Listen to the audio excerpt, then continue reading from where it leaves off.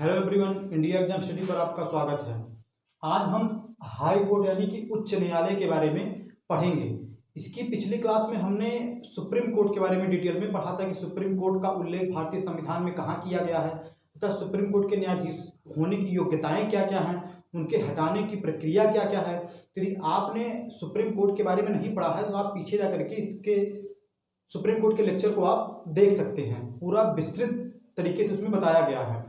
आज हम उसी सीरीज को आगे कंटिन्यू कर रहे हैं। हाई कोर्ट के बारे में पढ़ेंगे कि हाई कोर्ट का प्रावधान भारतीय संविधान में कहाँ किया गया है तथा इसके न्यायाधीशों की योग्यताएं, शर्तें या इनको पद से हटाने की शर्तें क्या क्या हैं। तो आज हमने जो जो टॉपिक हम कवर करेंगे उसको यहाँ पर लिख दिए। जैसे उच्च न्यायालय के परिचय के बारे में पहले हम जानेंगे, इसका ऐतिहासिक क्रम, संख्या तथा संविधान में प्रावधान। तो लगभग 14 ऐसे टॉपिक हैं, 14 जिसके बारे में हम डिटेल में पढ़ेंगे। तो सबसे पहले हम परिचय के बारे में जानते हैं कि हाई कोर्ट की स्थिति क्या है। तो जैसा कि हम सभी जानते हैं कि हमारे यहाँ जो न्यायिक प्रणाली है यानी कि जुडिशियल सिस्टम है, ये इंटीग्रेटेड जुडिशियल सिस्टम है यानी कि एकीकृत न्यायिक प्रणाली है। एकीकृत न्यायिक प्रणाली में जो है शंक्वाकार जो है ऐसे चित्र से हम समझ सकते हैं। जैसे कि सबसे ऊपर जो है सुप्रीम कोर्ट होता है, इसके नीचे जो है राज्यों में जो है हाई कोर्ट होते हैं और उसके नीचे जो है सब ऑर्डिनेट कोर्ट होते हैं और ये एकीकृत वे में कार्य करते हैं। एकीकृत जुडिशियल सिस्टम का मतलब यहाँ पर यह होता है या एकीकृत न्यायिक प्रणाली का कि जो विधियां हैं, चाहे वो केंद्रीय विधि हो या राज्य विधि हो, उन केंद्रीय और राज्य दोनों विधियों को लागू करने की शक्ति सुप्रीम कोर्ट और हाई कोर्ट दोनों के पास होती है।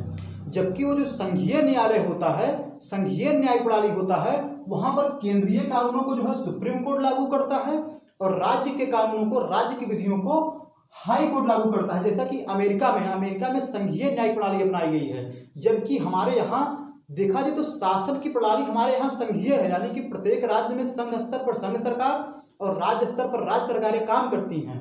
किंतु अगर हम न्यायिक व्यवस्था की अपनी बात करें तो न्यायिक व्यवस्था हमारे यहाँ एकीकृत है, ठीक है। यानी कि सुप्रीम कोर्ट राज्य के मामलों को भी सुन सकता है, राज्य संबंधित कानूनों को भी और संघीय कानूनों को भी सुन सकता है। ठीक उसी प्रकार जो हाई कोर्ट है ये राज्य के कानूनों को भी सुन सकता है और केंद्रीय कानूनों को भी सुन करके अपना निर्णय उस पर दे सकता है। तो हमारे यहाँ कैसी न्यायिक व्यवस्था है? एकीकृत न्यायिक व्यवस्था है और एकीकृत न्यायिक व्यवस्था में हाई कोर्ट का स्थान जो है वो सुप्रीम कोर्ट के नीचे तथा सबऑर्डिनेट कोर्ट यानी कि जो अधीनस्थ न्यायालय हैं उनके ऊपर होता है। देखा जाए तो जो हाई कोर्ट है ये किसी राज्य का सर्वोच्च अपीलीय न्यायालय होता है। किसी राज्य का सर्वोच्च अपीलीय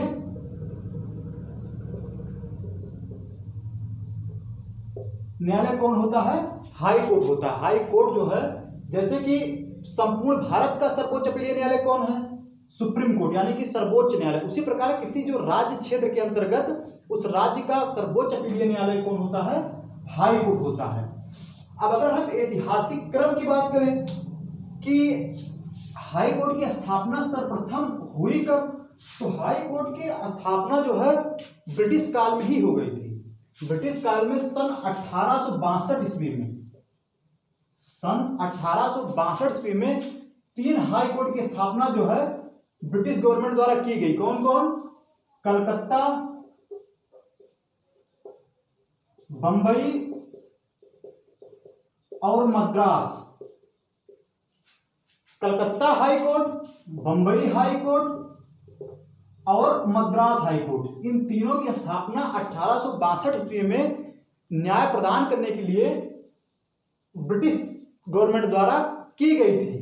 1862 के 4 वर्ष उपरांत यानी कि 1866 ईस्वी में भारत के सबसे बड़े उच्च न्यायालय यानी कि इलाहाबाद उच्च न्यायालय की स्थापना, इलाहाबाद हाई कोर्ट की स्थापना की गई थी। तो उस समय जो ये सब प्रोविंशियल कोर्ट थे यानी कि जो प्रांत थे, जैसे संयुक्त प्रांत, उसी प्रकार जो मद्रास प्रांत, मैसूर प्रांत, तो प्रत्येक प्रांतों के जो है ये कालांतर में हाई कोर्ट के रूप में कार्य करने लगे। किंतु आजादी के बाद ये प्रत्येक राज्य के उच्च न्यायालय के रूप में ये इनको मान्यता मिल गई। जैसे कि जो संयुक्त प्रांत का उच्च न्यायालय था वो इलाहाबाद उच्च न्यायालय था। तो जब उत्तर प्रदेश राज्य का गठन हुआ तो उत्तर प्रदेश राज्य के उच्च न्यायालय के रूप में कार्य करने लगा। यहाँ आपको एक बता दूं कि हमने प्रांत शब्द का प्रयोग किया। एक होता है प्रांत यानी कि प्रोविंस जिसको कहा जाता है, और दूसरा होता है राज्य। जैसे कि पहले आज तो उत्तर प्रदेश एक राज्य हो गया, पहले ये प्रोविंस था, पहले ब्रिटिश गवर्नमेंट का प्रोविंस था। तो प्रांत और राज्य में अंतर यही होता है कि प्रांत जो है वो सेंटर से ज्यादा एसोसिएटेड होते हैं, यानी कि प्रांत के पास जो है राज्य की अपेक्षा कम स्वायत्ता होती है, जबकि राज्यों को अधिक स्वायत्ता मिली हुई है। तो यही प्रांत और राज्य में डिफरेंस है। अगर कहीं पूछ ले कि प्रांत और राज्य में अंतर क्या है, तो यही यानी कि प्रांत जो है वो सेमी स्टेट होते हैं, यानी कि प्रांत के संदर्भ में केंद्र की शक्तियां अत्यधिक होती हैं। तो यह तो हमने ऐतिहासिक क्रम के रूप में जाना कि सर्वप्रथम 1862 ईस्वी में 3 उच्च न्यायालय, कलकत्ता उच्च न्यायालय, बंबई उच्च न्यायालय, मद्रास उच्च न्यायालय की स्थापना हुई। उसके उपरांत 1866 ईस्वी में इलाहाबाद हाई कोर्ट की स्थापना हुई। अब हाई कोर्ट की संख्या कितनी है, अगर हम इसके बारे में बात करें तो संविधान में हमारे तो यह प्रावधान किया गया था कि प्रत्येक राज्य के लिए अपना एक उच्च न्यायालय होगा। संविधान में प्रावधान यह किया गया था जब संविधान बनकर तैयार हुआ कि प्रत्येक राज्य के लिए अपना एक उच्च न्यायालय होगा। किंतु 7वें संविधान संशोधन द्वारा, 7वें संविधान संशोधन अधिनियम 1956 के द्वारा यह प्रावधान किया गया या संसद को शक्ति दी गई इस अधिनियम द्वारा कि संसद 2 या 2 से अधिक राज्यों या संघ शासित प्रदेशों के लिए एक साझी उच्च न्यायालय की स्थापना कर सकती है। और वैसे देखा जाए तो वर्तमान में 28 राज्य और 9 संघ शासित प्रदेश हैं, तो 28 हाई कोर्ट और 9 अदर हाई कोर्ट की स्थापना करनी पड़ती। लेकिन किंतु इतने हाई कोर्ट नहीं है, वर्तमान में केवल 25 उच्च न्यायालय हैं। 25 उच्च न्यायालय है। 25वां उच्च न्यायालय जो है अमरावती उच्च न्यायालय है, जो कि आंध्र प्रदेश का उच्च न्यायालय है। आंध्र प्रदेश जो है और तेलंगाना अलग हो गया, तो पहले हैदराबाद उच्च न्यायालय था तो तेलंगाना के क्षेत्र में चला गया, तो इसलिए आंध्र प्रदेश राज्य के लिए एक अलग उच्च न्यायालय अमरावती उच्च न्यायालय की स्थापना की गई। तो इस प्रकार जो पहले हाई कोर्ट की संख्या 24 थी वह बढ़कर वर्तमान में 25 हो गई। तो 25 राज्यों के अपने तो 25 उच्च न्यायालय है ही, साथ ही इन्हीं 25 न्यायालयों में से 4 ऐसे उच्च न्यायालय हैं जो कि साझा उच्च न्यायालय के रूप में कार्य करते हैं। यानी कि ये जैसे पंजाब और चंडीगढ़ उच्च न्यायालय, यानी कि वो पंजाब का भी उच्च न्यायालय है और चंडीगढ़ जो यूटी है उसका भी उच्च न्यायालय है। इसी प्रकार अगर हम देखें तो कलकत्ता उच्च न्यायालय है, तो अंडमान निकोबार द्वीप समूह ही कलकत्ता उच्च न्यायालय के अधिकार क्षेत्र में आता है। अगर 9 यूटी की बात करें तो इसमें केवल दिल्ली एकमात्र ऐसा यूटी है। अभी जम्मू कश्मीर के संदर्भ में कोई डिक्लेयर नहीं हो पाया है, क्या है भी उसके संदर्भ में कोई स्पष्ट प्रावधान संविधान में नहीं किया गया है, तो उसको भी हम अपवाद मान लें तो केवल दिल्ली एक ऐसा उच्च न्यायालय, एक ऐसा संघ शासित प्रदेश है जिसका अपना एक अलग उच्च न्यायालय है, दिल्ली हाई कोर्ट, दिल्ली उच्च न्यायालय। बाकी जितने अन्य यूटी हैं यानी कि संघ शासित प्रदेश हैं वो किसी न किसी राज्य के उच्च न्यायालय से संबद्ध हैं। तो वर्तमान में अगर देखा जाए हाई कोर्ट की संख्या कितनी है, 25 है। संविधान में क्या प्रावधान था, संविधान में यह प्रावधान था कि प्रत्येक राज्य का अपना एक उच्च न्यायालय होगा। किंतु देखा जाए तो 7वें संविधान संशोधन द्वारा यह प्रावधान किया गया, संसद को यह शक्ति दी गई कि वह 2 या 2 से अधिक राज्यों या संशासित प्रदेशों को के लिए एक साझे उच्च न्यायालय की स्थापना कर सकती है। अब यह तो हमने हाई कोर्ट क्या है इनके बारे में जो है पढ़ लिया। अब संविधान में प्रावधान किस भाग में किया गया है, किस अनुच्छेद के तहत, इसकी अगर बात करें तो हमने यह पढ़ा था कि जो सुप्रीम कोर्ट का प्रावधान वो भारतीय संविधान के भाग 5 में किया गया। क्यों? क्योंकि संघ का जिक्र किसमें है, भारतीय संविधान के भाग 5 में है, और सुप्रीम कोर्ट एक संघीय न्यायालय है तो इसलिए भाग 5 में उसका उल्लेख है। ठीक इसी प्रकार जो राज्य का प्रावधान है राज्य सरकारों का, उसका उल्लेख भारतीय संविधान के भाग 6 में है। और हाई कोर्ट भी राज्य का हिस्सा है, राज्य मशीनरी का हिस्सा है, तो इसलिए जो हाई कोर्ट का प्रावधान है संविधान में भाग 6 में किया गया है। भाग 6 में अध्याय 5, अगर अनुच्छेद की बात करें तो अनुच्छेद 214 से लेकर के 231 तक इसका जिक्र संविधान में किया गया है।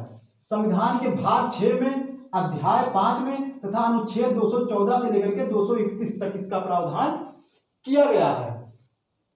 अगर हम संगठन की बात करें कि हाई कोर्ट के संगठन में, हाई कोर्ट में कौन कौन शामिल होते हैं, तो अनुच्छेद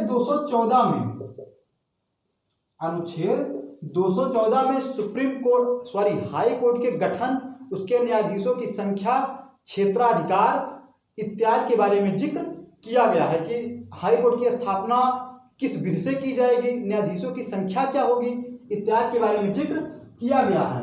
तो अगर वर्तमान में हम हाई कोर्ट के न्यायाधीशों की संख्या देखें तो प्रत्येक उच्च न्यायालय का एक चीफ जस्टिस होता है, प्रत्येक उच्च न्यायालय का अपना एक कार्यकारी मुख्य न्यायाधीश होता है तथा अन्य उतने न्यायाधीश होते हैं जितना कि राष्ट्रपति नियुक्ति करे। अन्य उतने न्यायाधीश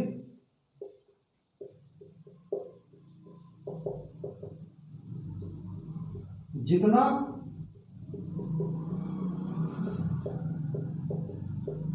राष्ट्रपति नियुक्ति करे। अब यहां जितने शब्द का प्रयोग आ गया, इसका क्या मतलब हुआ? इसका मतलब यह हुआ कि संविधान में किसी उच्च न्यायालय में न्यायाधीशों की संख्या कितनी होगी निर्धारित नहीं की गई है। यह राष्ट्रपति के विवेक पर छोड़ दिया गया है कि राष्ट्रपति उस उच्च न्यायालय के अंदर कितनी जनसंख्या आती है, उसका कार्य क्षेत्र क्या है, इत्यादि को देख करके जो है निर्धारित राष्ट्रपति द्वारा किया जाता है। जैसे कि अगर हम देखें तो वर्तमान में जो इलाहाबाद हाई कोर्ट है, इसके न्यायाधीशों की जो स्वीकृत संख्या है वो 160 है। 160 न्यायाधीश इलाहाबाद हाई कोर्ट में कार्यरत हैं। वहीं अगर हम सिक्किम की बात करें जो कि सबसे छोटा राज्य है, वहां 3 न्यायाधीश जो है कार्यरत हैं, 3 जस्टिस कार्यरत है। देख लीजिए कितना अंतर। जहां इलाहाबाद हाई कोर्ट में न्यायाधीशों की स्वीकृत पदों की संख्या 160 है, वहीं सिक्किम का जो उच्च न्यायालय है उसके न्यायाधीशों की स्वीकृत संख्या 3 है। ऐसा क्यों? देखा जाए तो उत्तर प्रदेश में लगभग 25 करोड़ की आबादी है, जबकि सिक्किम की आबादी 6 से 7 लाख है। तो जनसंख्या में अंतर आ गया, टेरिटरी में अंतर आ गया, यानी कि जो भूक्षेत्र है, भूभाग है, उसमें अंतर आ गया। तो ऑब्वियसली जो इसका क्षेत्र होगा, कार्य प्रणाली होगी या कार्य का दायरा होगा, इलाहाबाद हाई कोर्ट का ज्यादा होगा, इसलिए यहां पर न्यायाधीशों की संख्या भी ज्यादा है। तो यानी कि निश्चित नहीं है कि अगर इलाहाबाद हाई कोर्ट में 160 न्यायाधीश हैं तो अन्य उच्च न्यायालयों में भी जो है 160 ही न्यायाधीश होंगे। वो राष्ट्रपति विवेक पर निर्भर करता है, वो उसको घटा सकता है, बढ़ा भी सकता है। तो यह तो हमने जाना कि संगठन के बारे में कि हाई कोर्ट के न्यायाधीश में, हाई कोर्ट में जो है कौन कौन न्यायाधीश जो है शामिल होते हैं, उनकी संख्या क्या होती है। अगर हम नियुक्ति की बात करें कि हाई कोर्ट के न्यायाधीशों की नियुक्ति जो है किसके द्वारा की जाती है, तो राष्ट्रपति द्वारा की जाती है। हाई कोर्ट के न्यायाधीशों की नियुक्ति जो है राष्ट्रपति द्वारा की जाती है। यह ध्यान देना कि जो सर्वोच्च न्यायालय है उसके न्यायाधीशों की नियुक्ति भी राष्ट्रपति द्वारा की जाती है। राज्य के जो उच्च न्यायालय हैं इनकी नियुक्ति भी राष्ट्रपति द्वारा की जाती है। कभी कभी कंफ्यूज कर देता है, वो राज्यपाल दे दिया कि राज्य के जो राज्य का उच्च न्यायालय है इसके न्यायाधीशों की नियुक्ति राज्यपाल द्वारा की जाती है, तो ये गलत हो जाएगा, राष्ट्रपति द्वारा ही की जाती है। किंतु किसके परामर्श पर? CJI यानी कि चीफ जस्टिस ऑफ इंडिया के परामर्श पर, साथ ही राज्यपाल की भी परामर्श लेगा, उस राज्य के राज्यपाल की भी परामर्श राष्ट्रपति लेगा। इन दोनों के परामर्श के पश्चात ही राष्ट्रपति द्वारा किसी राज्य के उच्च न्यायालय के मुख्य न्यायाधीश चीफ जस्टिस की नियुक्ति की जाती है। लेकिन आप सभी जानते हैं कि एक तो चीफ जस्टिस होता है किसी भी राज्य के उच्च न्यायालय का, एक तो मुख्य न्यायाधीश होता है तथा कई अन्य न्यायाधीश भी होते हैं। तो जहां चीफ जस्टिस की नियुक्ति के संदर्भ में राष्ट्रपति 2 लोगों से परामर्श लेता है, यानी कि CJI जो रिकमेंड करे, इसका भी एक कोलेजियम है, वो CJI का कोलेजियम जो रिकमेंड करे, साथ ही राज्यपाल जो रिकमेंड करे। तो यह तो चीफ जस्टिस की नियुक्ति होती है किसी उच्च न्यायालय के। जो अतिरिक्त, जो एडिशनल न्यायाधीश है किसी न्यायालय के, उसमें 3 लोगों की परामर्श लेता है। CJI की भी परामर्श लेता है, राज्यपाल की भी परामर्श लेता है, साथ ही उस उच्च न्यायालय के मुख्य न्यायाधीश की भी परामर्श लेता है। तो अगर ऑप्शन यह आ जाए कि किसी भी राज्य के उच्च न्यायालय के न्यायाधीशों की नियुक्ति की जाती है, राष्ट्रपति दे दे, राज्यपाल दे दे, सीजीआई दे दे, तो राष्ट्रपति द्वारा ही की जाती है। अगर हम हाई कोर्ट के न्यायाधीश नियुक्त होने की योग्यताओं के बारे में जाने कि कोई व्यक्ति जो है हाई कोर्ट का न्यायाधीश कब नियुक्त हो सकता है, उसकी योग्यताएं क्या क्या हैं, तो संविधान में 2 योग्यताओं का उल्लेख है। संविधान में किसी भी हाई कोर्ट का न्यायाधीश होने के लिए 2 योग्यताओं का उल्लेख है, जबकि सुप्रीम कोर्ट के लिए 3 योग्यताओं का उल्लेख है, जबकि हाई कोर्ट के लिए केवल 2 योग्यताओं का उल्लेख है। पहला योग्यता तो यह है कि वह भारत का नागरिक हो, भारत का नागरिक हो, यह पहली योग्यता है। और जो दूसरी योग्यता है इसमें 2 पार्ट हैं, पार्ट ए और पार्ट बी। पार्ट ए में यह कहा गया है कि वह 10 वर्ष तक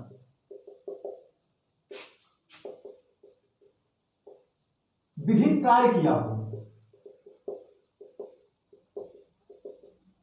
और दूसरा योग्यता है कि या तो 10 वर्ष तक हाई कोर्ट में अधिवक्ता रहा हो, यानी कि एडवोकेट रहा हो, अधिवक्ता रहा हो, या तो उसे 10 वर्ष तक विधिक कार्य का अनुभव हो, या दूसरी शर्त है वह 1 या 1 से अधिक उच्च न्यायालय में 10 वर्ष तक अधिवक्ता रहा हो। यदि कोई व्यक्ति इन 2 योग्यताओं को पूरा करता है तो उसे उच्च न्यायालय का न्यायाधीश नियुक्त किया जा सकता है।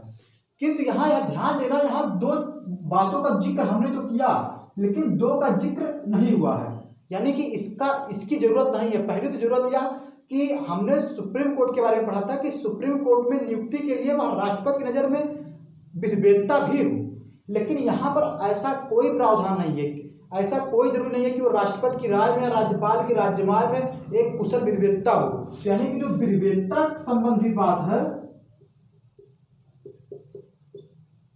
इसका उल्लेख नहीं है। और दूसरा, कोई न्यूनतम आयु निर्धारित नहीं है, किसी न्यूनतम आयु का निर्धारण नहीं। जैसे कि अगर आपको एमएलए बनना है तो 25 साल की आयु, अगर एमपी बनना है तो 25 साल की आयु, यानी कि न्यूनतम आयु। राष्ट्रपति बनना है तो 35 वर्ष की आयु निर्धारित की गई है, जबकि हाईकोर्ट के न्यायाधीश बनने की कोई न्यूनतम आयु का निर्धारण नहीं किया गया है। तो अगर प्रश्न यहाँ आ जाए कि क्या हाईकोर्ट का न्यायाधीश बनने के लिए कोई न्यूनतम आयु निर्धारित की गई है, तो नहीं। सुप्रीम कोर्ट से किस प्रकार डिफरेंट है? पहला तो यही भिन्नता है कि यह कुशल विधिवेत्ता होना उसकी राय में यह आवश्यक नहीं है। तो यह तो हमने न्यायाधीश, हाईकोर्ट का न्यायाधीश नियुक्त होने की योग्यताएं क्या हैं इसके बारे में डिटेल में जाना। अब हम जानेंगे कार्यकाल के बारे में कि कार्यकाल जो है किसी हाई कोर्ट के न्यायाधीश का क्या होता है। तो संविधान में कोई विशेष प्रावधान नहीं किया गया है, कोई विशेष प्रावधान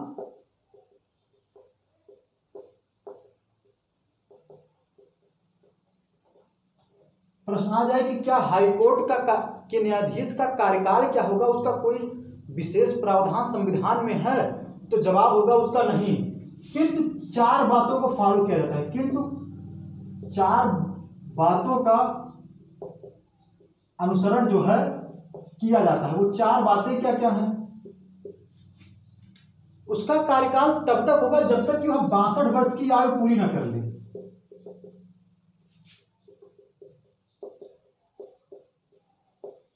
जैसे ही वह 62 वर्ष की आयु पूरी कर लेता है उसका पद जो है रिक्त हो जाता है। तो यानी पहली शर्त है कि वह 62 वर्ष की आयु तक कार्य कर सकता है। दूसरा, वह त्यागपत्र दे सकता है। किसी न्यायाधीश का पद तब रिक्त हो जाता है जब किसी कारणवश स्वेच्छा से वह राष्ट्रपति को जो है, प्रेसिडेंट की बात कर रहे हैं, प्रेसिडेंट को, जो किसी हाई कोर्ट का न्यायाधीश प्रेसिडेंट को ही अपना त्यागपत्र सौंपता है, तो यदि वह त्यागपत्र दे देता है तब उसके कार्यकाल समाप्त हो जाता है। तीसरा, यदि राष्ट्रपति द्वारा हटा दिया जाए, राष्ट्रपति द्वारा संसद के परामर्श पर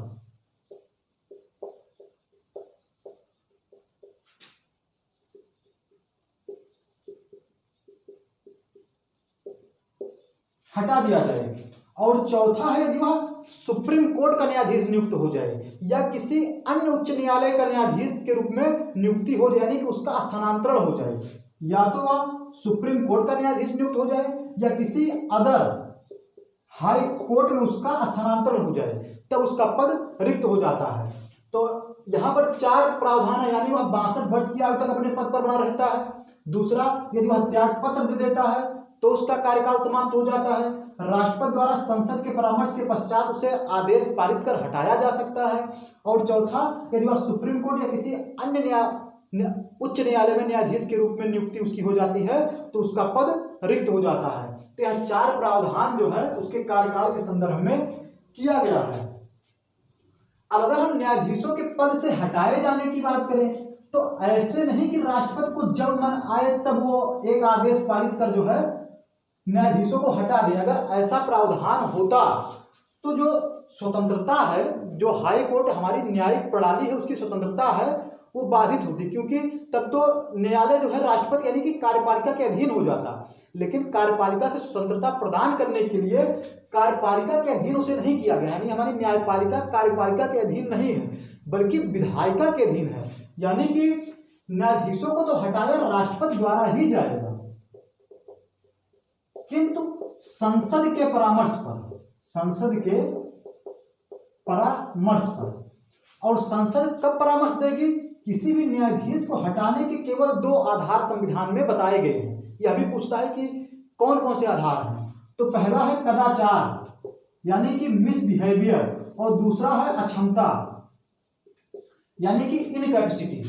यदि कोई न्यायाधीश मिसबिहेवियर में संलिप्त पाया जाता है या इनकैपेसिटी पाया जाता है उसके अंदर कि वह अपने कार्य को करने के लिए सक्षम नहीं होता है, तो इन 2 आधारों पर उसके खिलाफ संसद में महाभियोग जैसी प्रक्रिया अपनाई जाएगी। जैसे कि सुप्रीम कोर्ट के न्यायाधीश को हटाने की जो प्रक्रिया है वही प्रक्रिया किसी हाई कोर्ट के न्यायाधीश को भी हटाने की है। प्रक्रिया वह क्या है, इसको हमने सुप्रीम कोर्ट के न्यायाधीश हटाने की प्रक्रिया क्या है उसमें पढ़ाया है, तो आप उसको जाकर के देख सकते हैं। तो यानी कि राष्ट्रपति के प्रसाद पर्यंत न्यायाधीश कार्य नहीं करते। जब संसद परामर्श देती है तभी राष्ट्रपति आदेश पारित कर इन 2 आधारों पर, कदाचार यानी कि मिसबिहेवियर, इनकैपेसिटी यानी कि अक्षमता के आधार पर हटा सकते हैं। अब अगर हम न्यायाधीशों के स्थानांतरण की बात करें, जैसे आप सभी जानते हैं कि जितने भी कार्यकारी अधिकारी हैं जैसे कि डिस्ट्रिक्ट मजिस्ट्रेट हुए, एसडीएम हुए, इन सब का स्थानांतरण होता रहता है। ठीक उसी प्रकार जो हमारे न्यायाधीश हैं इनका भी स्थानांतरण एक उच्च न्यायालय से दूसरे उच्च न्यायालय में होता रहता है। किसके द्वारा स्थानांतरण किया जाता है? तो यह भी राष्ट्रपति के द्वारा ही किया जाता है। किसी हाई कोर्ट के न्यायाधीश का स्थानांतरण राष्ट्रपति द्वारा सीजीआई के परामर्श से, चीफ जस्टिस ऑफ इंडिया के परामर्श से जो है ही किया जा सकता है। किंतु 1977 में 1977 में सुप्रीम कोर्ट द्वारा यह व्यवस्था की गई कि किसी न्यायाधीश का स्थानांतरण केवल जनहित यानी कि लोक कल्याण को, पब्लिक इंटरेस्ट को ही ध्यान में रखकर किया जाएगा, ना कि दंड स्वरूप। जैसे कि अब किसी राज्य में कोई उच्च न्यायालय का न्यायाधीश है और उसने सरकार के विरुद्ध कोई निर्णय दे दिया, तो ये नहीं कि कार्यपालिका जो है उसका स्थानांतरण, राष्ट्रपति उसका स्थानांतरण अपने विरुद्ध निर्णय देने के लिए कर ले। हाँ, ऐसा नहीं, केवल और केवल लोकहित के आधार पर ही वह स्थानांतरण कर सकता है। अगर हम मुख्य न्यायाधीश की बात करें, हमने जाना कि जो न्यायाधीशों का संगठन है, इन न्यायाधीशों के संगठन में एक कार्यकारी मुख्य न्यायाधीश होते हैं तथा अतिरिक्त न्यायाधीश होते हैं। तो कार्यकारी अगर हम एग्जीक्यूटिव चीफ जस्टिस की बात करें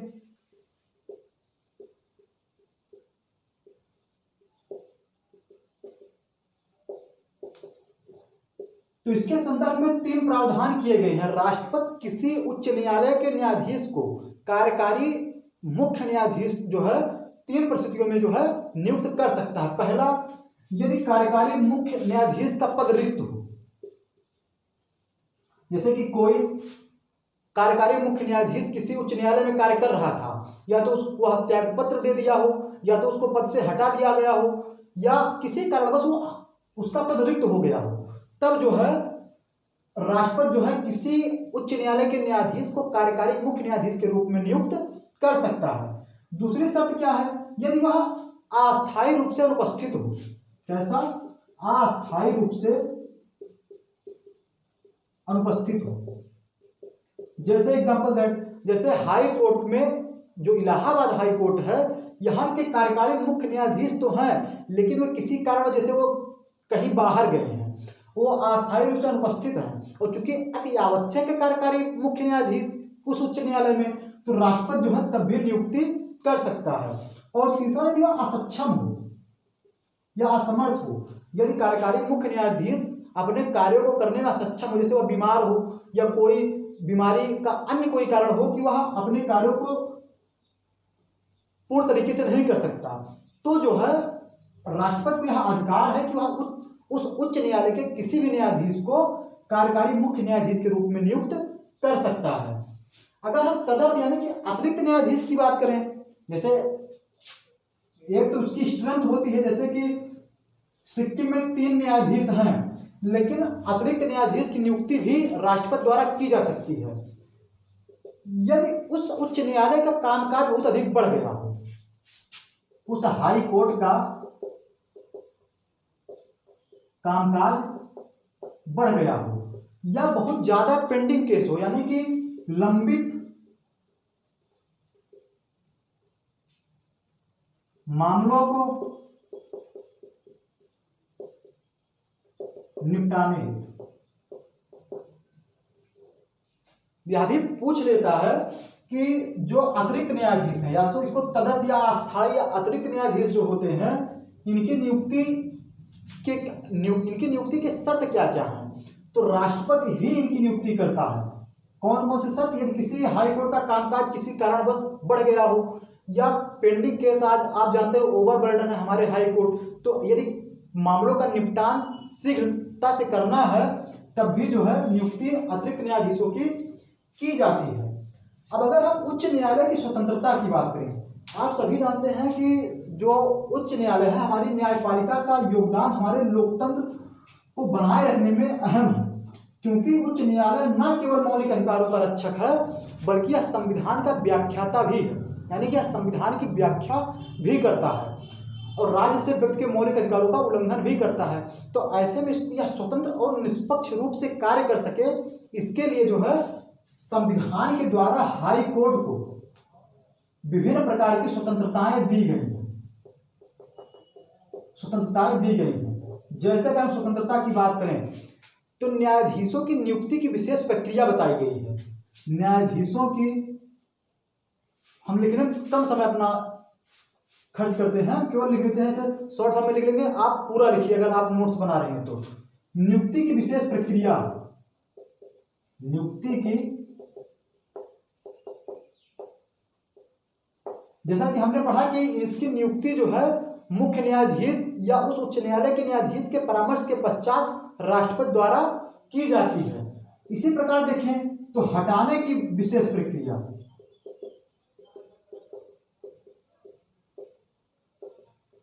यानी कि न्यायाधीशों को, जो हाई कोर्ट में न्यायाधीश कार्य कर रहे हैं, उनको कार्यकाल की सुरक्षा दी गई है। यदि उनको कार्यकाल की असुरक्षा होगी तो सरकार के खिलाफ कोई निर्णय देंगे ही नहीं, तो इसलिए हटाने की विशेष प्रक्रिया बताई गई। इनको एग्जीक्यूटिव यानी कि जो कार्यपालिका है, इसके नियंत्रण से मुक्त रखा गया है। इसको महाभियोग जैसी प्रक्रिया का अनुपालन करके ही किसी न्यायाधीश को हटाया जा सकता है, जो कि हाई कोर्ट की स्वतंत्रता को स्थापित करते हैं। देखा जाए तो इनके जो न्यायाधीशों के वेतन होते हैं, वो राज्य की संचित निधि पर भारित होते हैं। राज्य की संचित निधि पर भारित होते हैं, और इनके वेतन के संदर्भ में जो भी बिल लाया जाता है, जो भी विधेयक राज्य विधानमंडल में लाया जाता है, केवल उस पर विमर्श हो सकता है, विचार विमर्श, किंतु मतदान नहीं होता है। और यह ध्यान देना कि जो हाई कोर्ट के न्यायाधीश होते हैं, इनका वेतन तो राज्य की संचित निधि से दिया जाता है, किंतु जो पेंशन होता है ना, पेंशन, ये भारत की संचित निधि पर भारित होता है। वेतन राज्य की संचित निधि पर और पेंशन भारत की संचित निधि पर भारित होता है। यदि हम अन्य स्वतंत्रताओं की बात करें, तो इसको अवमानना के लिए भी अभिलेख न्यायालय के रूप में भी स्थापित किया गया है। अभिलेख न्यायालय, अभिलेख न्यायालय का क्या मतलब है? अभिलेख न्यायालय का मतलब यह है कि यदि कोई व्यक्ति या कोई संस्था या राज्य सरकार इसकी कार्यवाही में बाधा उत्पन्न करती है या जो निर्णय हाई कोर्ट द्वारा दिया गया उसको मानने से मना कर देती है, तो उसको दंडित करने का अधिकार भी हाई कोर्ट को मिला हुआ है। यानी कि अपने आदेशों की अवहेलना पर यह व्यक्ति को या राज्य को जो दंडित कर सकती है। यदि हम अन्य स्वतंत्रताओं की बात करें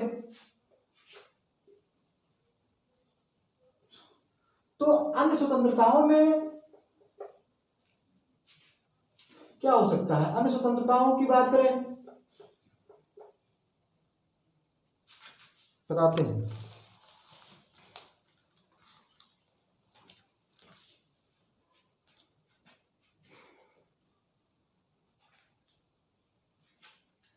हाँ, अन्य स्वतंत्रताओं की बात यह है कि जो इसके हाई कोर्ट के क्षेत्राधिकार हैं या शक्ति है, इसको संसद द्वारा कम नहीं किया जा सकता, बढ़ाया तो जा सकता है।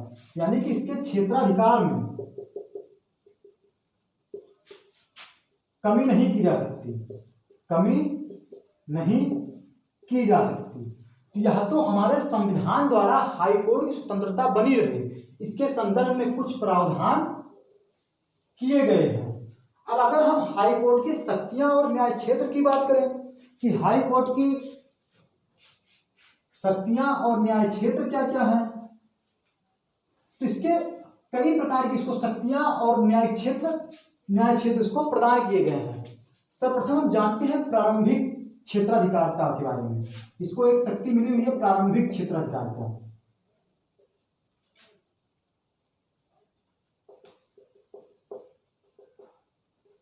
यानी कि प्राइमरी ज्यूरिडिक्शन। अब प्रारंभिक क्षेत्राधिकार का क्या क्या मतलब है? प्रारंभिक क्षेत्राधिकार का मतलब यह होता है कि यह बिना किसी अपील के सीधे किसी मामले की सुनवाई कर सकता है। देखो, वैसे तो ये अपीलीय न्यायालय है कि यदि आप हाई कोर्ट पहले यदि आपके मौलिक अधिकारों का उल्लंघन होता है या कोई विवाद उत्पन्न होता है तो आप सबसे पहले डिस्ट्रिक्ट कोर्ट में जाएंगे, डिस्ट्रिक्ट कोर्ट के निर्णय के विरुद्ध जो है आप अपील करेंगे हाई कोर्ट में। तो यदि आप अपील ना भी करते हैं तो कुछ ऐसे मामले हैं कि ये बिना किसी अपील के सीधे सुनवाई कर सकता है, सीधे सुनवाई का अधिकार, यही इसकी प्रारंभिक अधिकारता है। अच्छा, वे मामले क्या क्या हैं? वे मामले हैं यदि मौलिक अधिकारों का उल्लंघन होता हो, यदि मौलिक अधिकारों का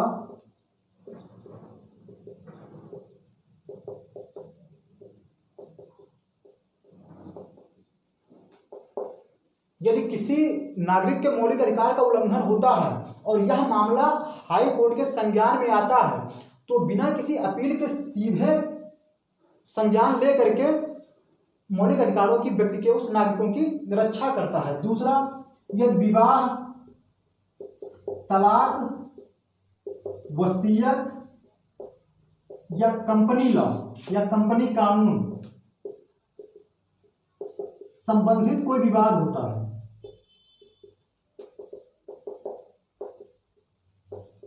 कोई विवाद होता है तो इस पर सीधे सुनवाई वो कर सकता है हाई कोर्ट बिना किसी अपील के। तीसरा, अगर हम देखें तो यदि एमपी यानी कि मेंबर ऑफ पार्लियामेंट यानी कि संसद सदस्य, एमएलए यानी कि मेंबर ऑफ लेजिस्लेटिव असेंबली यानी कि विधानमंडल सदस्य के निर्वाचन संबंधी कोई विवाद होता है, निर्वाचन संबंधी विवाद पर सीधे सुनवाई का अधिकार हाई कोर्ट को है। यानी कि इन मामलों पर कोई और सुनवाई नहीं कर सकता, इसकी केवल और केवल सुनवाई का अधिकार किसका है? हाई कोर्ट का है। तो यह तो हाई कोर्ट के प्रारंभिक अधिकारता के अंतर्गत आते हैं। दूसरी अधिकारता की बात करें तो अपीलीय अधिकारता, अपीलीय अधिकारता किसी राज्य का जो उच्च न्यायालय होता है उस राज्य का सर्वोच्च अपीलीय न्यायालय होता है। यानी कि आप ट्रिब्यूनल यानी कोई न्यायाधिकरण द्वारा कोई निर्णय दिया जाता है, अधीनस्थ न्यायालय यानी डिस्ट्रिक्ट कोर्ट द्वारा कोई निर्णय दिया जाता है, तो उन निर्णयों के विरुद्ध आप हाई कोर्ट में अपील कर सकते हो। और दोनों प्रकार की अपील की जा सकती है, सिविल मामलों की भी अपील आप कर सकते हो और आपराधिक मामलों की भी अपील आप कर सकते हो। सिविल मामला वो मामला होता है जो कि संपत्ति से जुड़ा हुआ मामला होता है, संपत्ति से या अन्य कोई विवाह हुआ, तलाक हुआ, ये सब सिविल मैटर के अंतर्गत में सिविल मामले होते हैं। आपराधिक मामले वे मामले होते हैं जो कि क्राइम होते हैं, यानी कि राज्य के अगेंस्ट होते हैं, जैसे कि डकैती हुआ, लूट हुआ, रेप हुआ, मर्डर हुआ।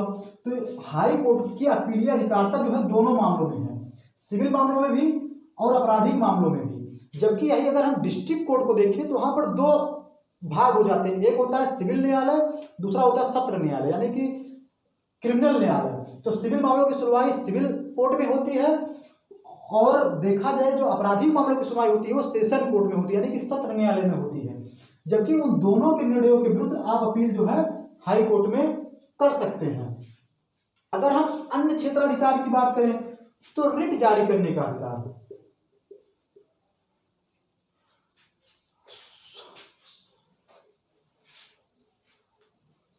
रिट जारी करने का अधिकार जो है यह भी हाई कोर्ट को मिला हुआ है, क्योंकि मौलिक अधिकारों की गारंटी कौन देता है, मौलिक अधिकारों की रक्षा कौन करता है, सुप्रीम कोर्ट और हाई कोर्ट। तो सुप्रीम कोर्ट और हाई कोर्ट दोनों को रिट जारी करने का भी अधिकार मिला हुआ है। तो तीसरी कौन सी शक्ति है, रिट जारी करने की।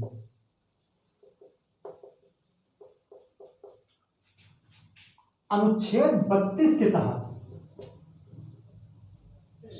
सुप्रीम कोर्ट रिट जारी करता है और वही अनुच्छेद 226 के तहत हाई कोर्ट रिट जारी करता है। रिट का मतलब होता है कि आदेश, एक प्रकार का परमादेश, एक प्रकार का आदेश, आदेश देना, वही रिट है। रिट का हिंदी मतलब है प्रादेश या आदेश, आप जो भी मान लो। तो आदेश जारी करने की शक्ति भी हाई कोर्ट को मिली हुई है। यानी यदि किसी व्यक्ति के मौलिक अधिकारों का उल्लंघन होता है, साथ ही कोई अन्य मामलों में भी यह रिट जारी कर सकता है। 5 प्रकार की रिट का प्रावधान किया गया है। पहला है बंदी प्रत्यक्षीकरण, बंदी प्रत्यक्षीकरण। दूसरा है परमादेश यानी कि मैंडमस। तीसरा है प्रतिषेध। चौथा है उत्प्रेषण और पांचवा है अधिकार परीक्षा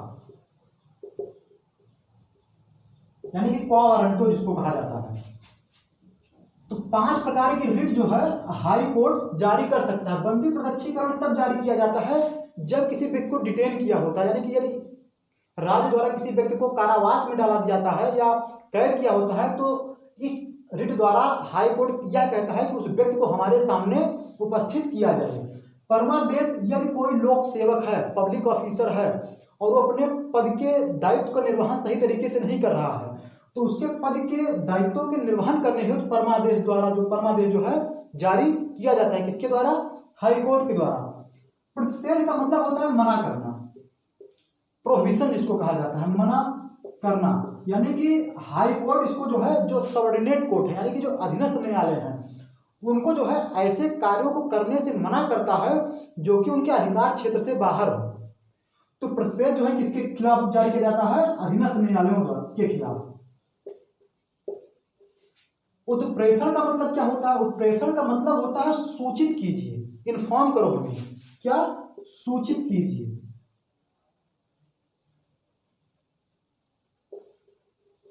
यदि कोई मामला अधीनस्थ न्यायालय में लंबे समय से लंबित है तो हाई कोर्ट उस अधीनस्थ न्यायालय से कहता है कि उस मामले को आप हमारे पास भेज दो, हमको उसको सूचित करो, उसके संदर्भ में निर्णय हम त्वरित रूप से देंगे।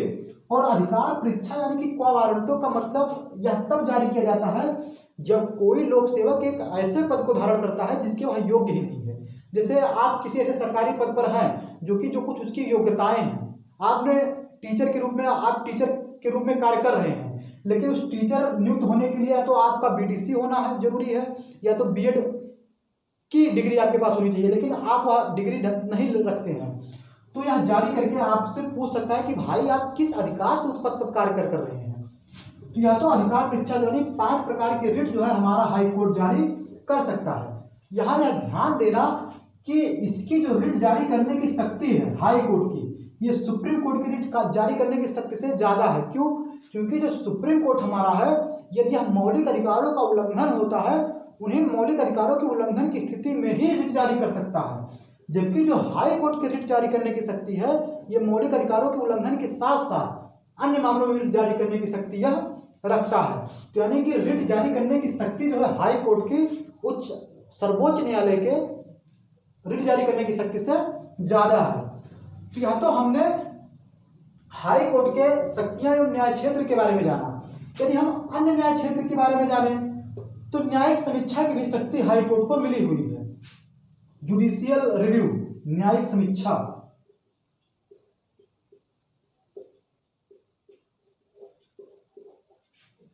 न्यायिक समीक्षा का क्या मतलब होता है? न्यायिक समीक्षा का मतलब होता है कि यदि राज्य द्वारा ऐसा कोई आदेश पारित किया जाता है या संसद या विधानमंडल द्वारा ऐसा कानून कोई पारित किया जाता है जो कि संविधान के जो मूल सिद्धांत हैं उनके विरुद्ध हो, तो उसकी समीक्षा करके उसकी जांच कर सकता है। और जांच में यदि पाता है कि हाँ वह आदेश, हाँ या ध्यान देना कि जो हाई कोर्ट है ये संसद द्वारा भी यदि कोई कानून पारित किया जाता है, किसी राज्य के विधानमंडल द्वारा भी जो कोई कानून पारित किया जाता है या कार्यपालिका द्वारा कोई आदेश जारी किया जाता है, जैसे कि प्रेसिडेंट द्वारा जो है ऑर्डिनेंस जारी किया जाता है, अध्यादेश जारी किया जाता है, राज्यपाल द्वारा अध्यादेश जारी किया जाता है, तो इन तीनों के विरुद्ध जो है न्यायिक समीक्षा की शक्ति हाई कोर्ट के पास है।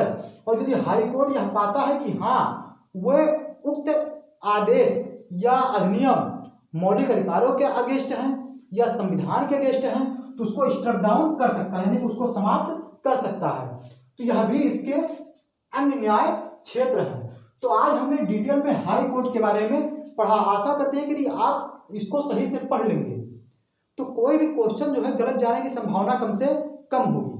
और यदि एक बार में आपको समझ नहीं आता है तो दोबारा इसको देखिए, अपने आप कंफर्म हो जाएगा, कोई दिक्कत नहीं है, ज़्यादा रटने की कोई जरूरत नहीं है। समझ कर पढ़ेंगे तो ज़्यादा समय तक जो है याद रहेगा। और यदि आपको वीडियो पसंद हो तो अपने दोस्तों को शेयर जरूर करें, जिससे उनको भी यह जानकारी मिल सके। साथ ही चैनल को सब्सक्राइब करना ना भूलें, जिससे जब भी कोई वीडियो अपलोड हो आपको नोटिफिकेशन मिलती रहे। थैंक यू, धन्यवाद।